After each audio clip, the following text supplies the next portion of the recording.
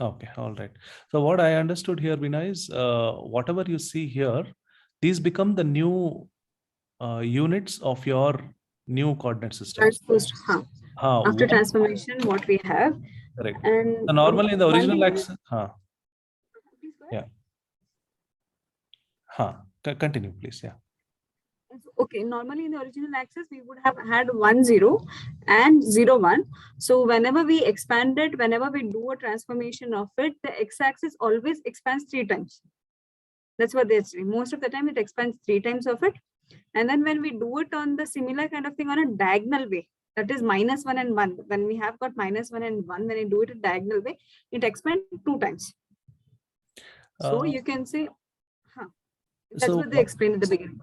right. So what I understood is in this particular transformation, this is expanding 3 times. One becomes 3. One unit on the this thing with the old I hat becomes 3 units. It gets Direction doesn't change, but correct. only the magnitude of it changes. So Yeah, I can consider this x-axis to be my eigenvector. yeah. And the other one, okay, this was clear. So that means this is 1, 0, 1 gets stretched and rotated and becomes 1, 2 in the new this one, right? This is 1, 2. And if we do it in a similar way diagonally, when we have -1 and 1, right? When we tries to expand it, it expands diagonally the other way. So that's what they mentioned. -1 and 1, huh? That means this fellow. That fellow, when you expand it, right? When you do a linear transformation, it expands in the upward direction or the lower direction. So over here, the direction on the magnitude, here also the magnitude changes, but the direction remains the same. So the x-axis and that especially the -1 and 1 axis, whatever we get, right? These are mostly the eigenvectors. Yeah. Is to find the eigenvectors and eigenvalues.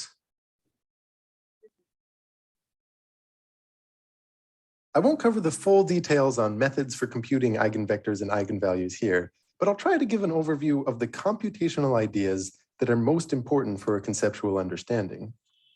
Symbolically, here's what the idea of an eigenvector looks like. A is the matrix representing some transformation, with V as the eigenvector, and lambda is a number, namely the corresponding eigenvalue. What this expression is saying is that the matrix vector product, A times V, gives the same result as just scaling the eigenvector V by some value lambda. So finding the eigenvectors and their eigenvalues of a matrix A comes down to finding the values of V and lambda that make this expression true. It's a little awkward to work with at first because that left-hand side represents matrix vector multiplication, but the right-hand side here is scalar vector multiplication. So let's start by rewriting that right-hand side as some kind of matrix vector multiplication, using a matrix which has the effect of scaling any vector by a factor of lambda. The columns of such a matrix will represent what happens to each basis vector, and each basis vector is simply multiplied by lambda. So this matrix will have the number lambda down the diagonal with zeros everywhere else. The common way to write this guy is to factor that lambda out and write it as lambda times I, where I is the identity matrix with ones down the diagonal. With both sides looking like matrix vector multiplication, we can subtract off that right-hand side and factor out the V. So what we now have is a new matrix, A minus lambda times the identity, and we're looking for a vector V such that this new matrix times V gives the 0 vector. Now, this will always be true if V itself is the 0 vector, but that's boring. What we want is a non-zero eigenvector. And if you watch chapter 5 and 6, you'll know that the only way it's possible for the product of a matrix with a non-zero vector to become 0 is if the transformation associated with that matrix squishes space into a lower dimension. And that squishification corresponds to a 0 determinant for the matrix. To be concrete, let's say your matrix A has columns 2, 1, and 2, 3.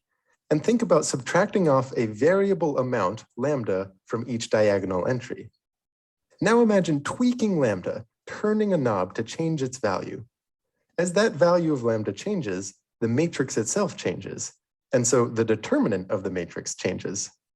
The goal here is to find a value of lambda that will make this determinant 0, meaning the tweaked transformation squishes space into a lower dimension. In this case, the sweet spot comes when lambda equals 1. Of course, if we had chosen some other matrix, the eigenvalue might not necessarily be 1. The sweet spot might be hit at some other value of lambda. So this is kind of a lot, but let's unravel what this is saying. When lambda equals 1, the matrix A minus lambda times the identity squishes space onto a line. That means there's a non-zero vector V such that A minus lambda times the identity times V equals the 0 vector. And remember, the reason we care about that is because it means A times V equals lambda times V, which you can read off as saying that the vector V is an eigenvector of A, staying on its own span during the transformation A. In this example, the corresponding eigenvalue is 1, so V would actually just stay fixed in place. Pause and ponder if you need to make sure that that line of reasoning feels good. You got it, huh? This one? What he's trying to say? Can you open the slides? What ma'am had shared, sure. like what we have got? Sure. So slides. I made a note of it. I have an habit before even class, I'll make a note of the slides. Okay. This one, right? 1 second.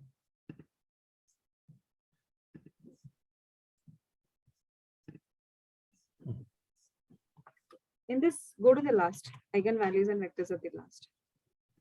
Above this, slide number 37, before that? Above one, next one.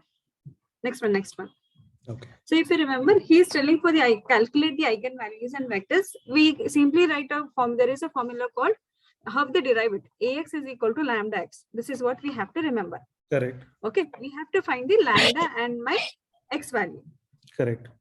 Okay, so A is a given matrix for us. Think over here, A is 2, 1, 1, 1. Okay, for me, X is X1, Y1. That is my vector that I have to find. Like my X coordinate, Y coordinate, and my lambda value. Through which how much degree I change, it should what value it should be. Okay, so now what they're doing, they're bringing everything onto left hand side. So Ax minus lambda x is equal to 0. Right? So lambda will always be in the form of an identity matrix. Think lambda into I every time. You can represent lambda as an identity matrix also. Whenever this, because we have want a matrix, right? Correct. So it will be lambda 0, 0 lambda. You take lambda out, you'll have lambda into an identity matrix. Okay. Okay. So that will give you A minus lambda I. And since you're taking X is common, you have taken X out is equal to 0. Okay. Now you till here you got it, right? Yes. Can we go to the next one? Okay. Yeah. So now what we have got, you think you're doing the subtraction. How we do element wise subtraction? 2 into minus lambda, right? 1 minus 0. You think how to tell you? If you have a notebook, right? If you can take it, or you've got lambda into I, or whatever identity matrix way you have taken, right? Yeah. Do an element wise matrix. 2 minus lambda, 1 minus 0, 1 minus 0, 1 minus lambda into x1, y1 is equal to 0, 0. How did you get that from here? So 2 Over minus here, 2 minus lambda. Okay. Multiply. Okay. Got it. Yeah. This is multiply that lambda. clear. Yeah. Okay. Got it. Yeah. This is clear. This still here. Now Correct. we have to find the determinant of A minus lambda I. We are saying it to be 0. How do we find out determinant? 2 minus lambda into 1 minus lambda minus 1 into 1. Correct. Right? Yeah. Determinant how we find. Yeah. When we do this, this is the formula what we get. Oh. So, okay. So 2 into 1, we get 2 and we get some lambda value over here. Right? They've mentioned over here 2.618 or something.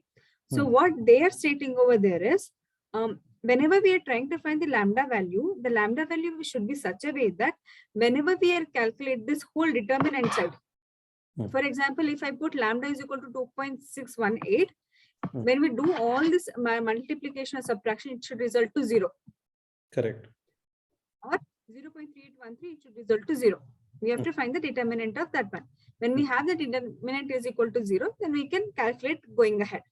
Okay. Now we think we have got some lambda values. If we could go to the next slide, right? Okay.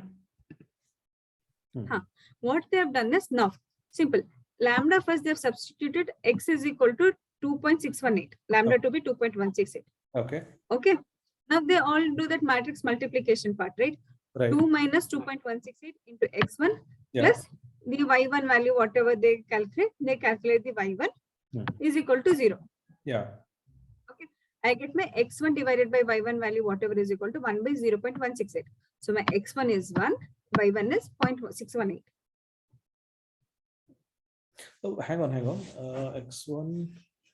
Yeah. Okay. X1 is equal to. How did they get the second statement? Okay. Minus. No, got it. Yeah. Yeah. Clear. Point. Let me just substitute lambda with 0.3813. Yeah. 13, and they got the y1. Okay. This is clear, right? Yeah.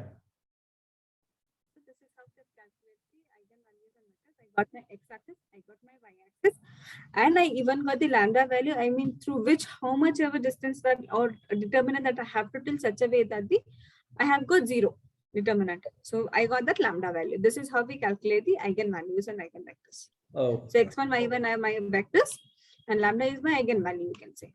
Okay.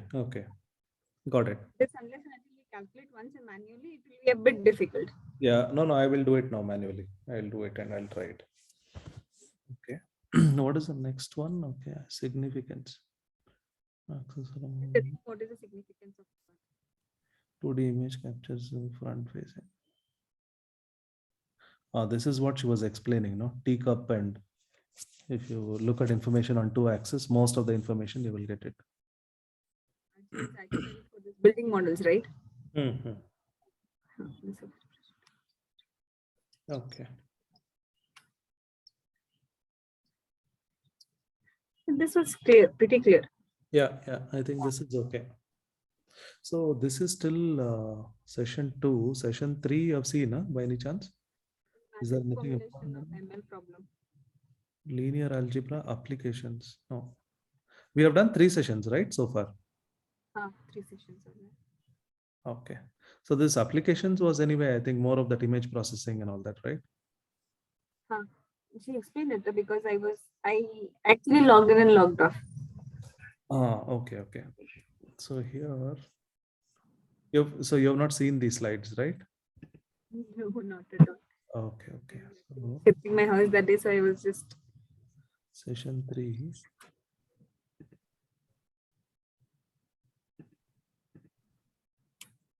And I've seen in Khan Academy, right? In the